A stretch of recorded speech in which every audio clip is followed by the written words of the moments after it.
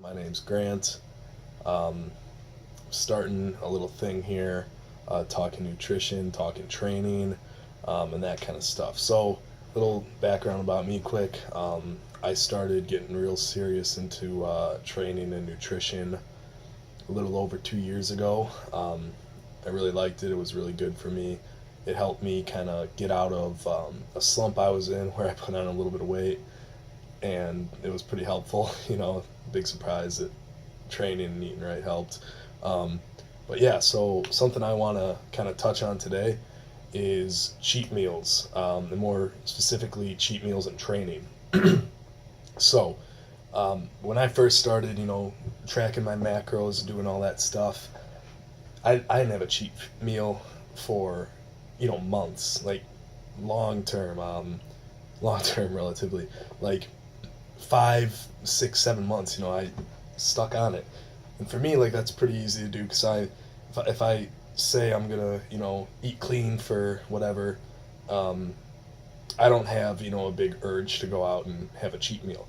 Yeah, I get them sometimes, but I'm usually like, dude, stay on the course. You know what you're doing it for. Just do it. But I realize now that you can kind of use cheat meals if you're hitting plateaus, and just to add a little bit of size if you do them right, and if you are smart about it. So I want to talk just a little bit about that.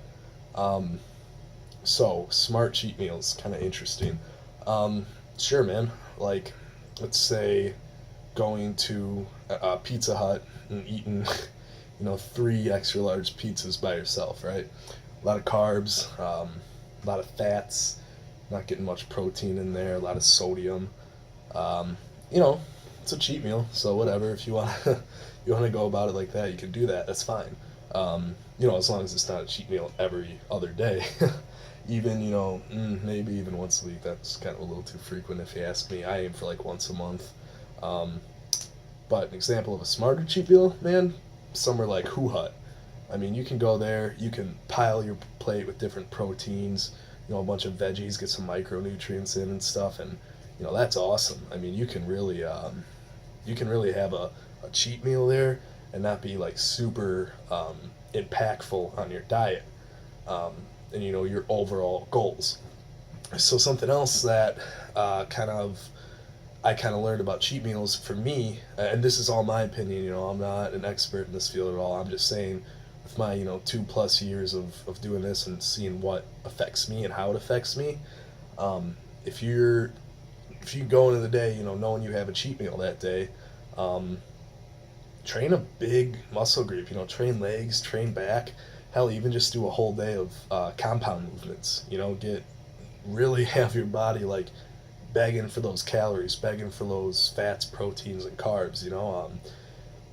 I think if you do that, you put a lot more of that cheat meal to use instead of storing it, which you don't want, unless you're bulking, maybe you do. But that's just something I have found with myself. I respond better if I do it on a heavy training day that involves a lot of compounds, stuff like that.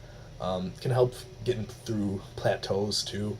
I feel like, man, I haven't been putting on much size, man. My strength has been like where I want it to be.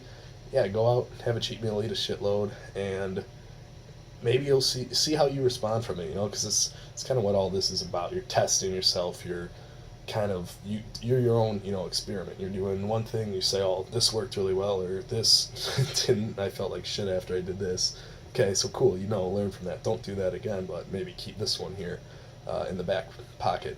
So yeah, just a quick little video about cheat meals, how they can be helpful, how you can make them smarter, and even how you can get past plateaus.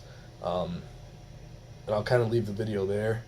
I might be doing another like little series like this every once in a while, so if you like it, let me know.